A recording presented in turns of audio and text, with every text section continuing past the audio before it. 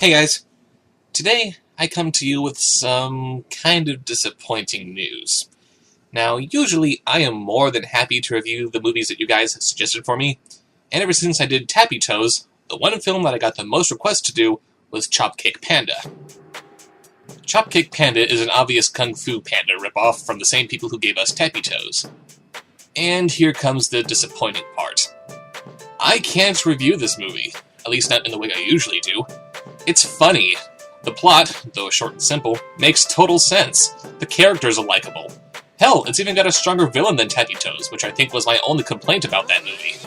If I had to complain about anything in Chopcake Panda, it's that it isn't as focused on action as Kung Fu Panda was, but what it's lacking in action is made up with comedy that works on every level, so I can't even complain about that. You want my opinion? Go check it out and have yourself a good time. Yes, it's an obvious knockoff, but at least it's a well-executed knockoff. But for all the times that I've been asked to review this movie, it's obvious that a lot of you people out there had a Jones for Kung Fu Panda knockoffs that must be slated.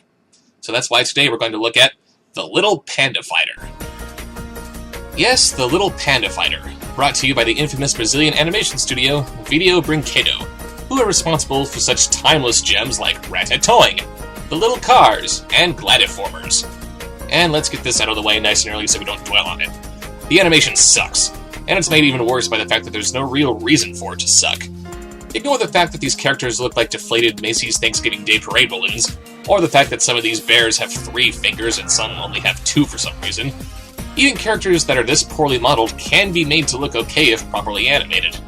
And again, there's no reason for it to look this bad since computer animation can be fine-tuned and perfected more easily than hand-drawn or stop-motion animation.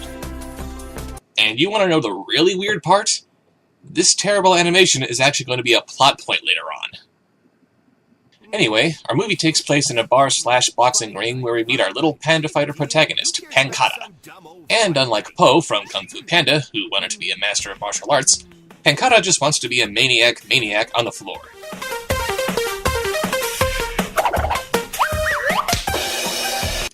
Yep, even in his dreams, Pankata sucks. This movie's gonna hurt. Sadly, this bar isn't seeing too much business these days, since its prize fighter wins every match that he's in. I don't believe it. He's killing me, this guy. He wins every time. That's why no one comes to the fights no more. It's a joke. There's no suspense anymore. Everyone knows he's gonna win. I would argue that your lack of business may be coming from the fact that your bar is in the middle of fricking nowhere, but what do I know? And now we meet Honeybun, our creepy love interest who completely loathes Pankata. Because she's the love interest, you see.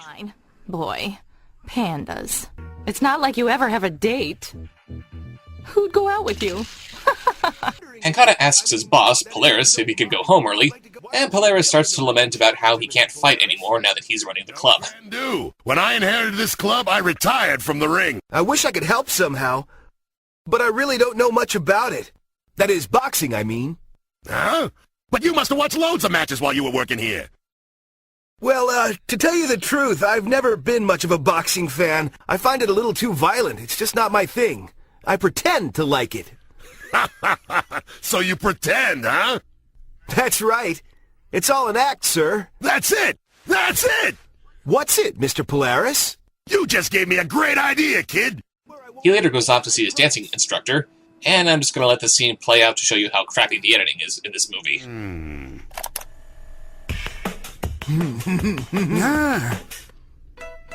Again, I didn't edit that. No trimming, no rearranging of clips. It's like the movie's aware of how awkward it is, and it's cutting itself down before it can embarrass itself. But then again, if that were the case, the movie just would have stopped after the opening title. By the way, you know how in these kind of kung fu movies you get the wise old mentor giving advice that sounds kind of backward and confusing when you first hear it, but will undoubtedly pay off by movie's end? Check out this movie's pearls of wisdom. Too much confusion can make you seem mentally unstable. I think you are unstable. Now let's see some wisdom from Chopcake Panda. But I thought that since I'm just the janitor, I... Just? True, there is only one sun. But should we place any less value on those things of which there are many? Are they just flowers? Just trees? Just butterflies? Just bees? Everybody and everything has a place of equal importance in the universe. I don't know how wise that actually is, but at least it sounds convincing enough for me to think that it might be. We later cut to the bar again, where Polaris reveals his big idea. Yeah, I present to you the Great Bear of Mystery. Be very afraid. At least, that's what I want you to call me as long as I'm wearing the suit. Yeah, but I'm not sure I'm catching on, Mr. Polaris. It's simple, Pancata. This solves all our problems. I ain't allowed back in the ring without losing the club. But the Great Bear of Mystery can fight all he wants and no one's the wiser. You know, I think maybe you've been working a little too hard, Mr. Polaris. I agree. There aren't any other polar bears in this movie, and you're enough of a regular presence within this bar for people to get suspicious as to why you and the Bear of Mystery are never in the same room at the same time. But even if we assume that your customers are dumb enough to believe in this disguise of yours and that you're not the Bear of Mystery, there's still one little problem with your plan here. You're not wearing a mask! So Pancata goes to have Polaris' costume washed, and then we get to see this movie rape the laws of time and space as Honeybun reads about a mysterious new fighter in the newspaper. First of all, Polaris just got the idea to do this. Why is he in a newspaper already? Second, how slow is your news day when a local bar fighter being challenged makes the front page? Third, why is Polaris wearing a mask in this photo when he wasn't wearing one before? Fourth, you might be able to guess that Pancata's washing his costume will cause it to shrink, but how did it shrink down in this picture before he washed it? Great continuity! Anyway, the next fight comes, and it's here where we see that plot point that I mentioned earlier. Polaris shows up in the ring as the Bear of Mystery. By the way, very creative stage name, right? And his costume shrinks so that he's actually mistaken for Pancata. Oh! I don't believe it! Could it be? It looks like Pancata! Yep. This movie's entire premise works on the animation being so bad that we see objects actually passing through the character's skin so that Polaris now looks like his fur resembles that of a panda. I can't tell if that's actually clever or just incredibly cheap. It is Pancata! Sure, he's about a foot taller, his hands are white, and he's lost 100 pounds since the last time I saw him a few minutes ago, but it is Pancata! Get ready, Mystery Bear. I hope you have your insurance policy paid up, because I'm about to make mass mincemeat out of you. I'm afraid you're mistaken, Thunderchump, because your time is up. No, that's not how you trash talk. Show him how it's done, warrior. You are nothing but a normal! You don't deserve to breathe the same air that I and Hulk Hogan do!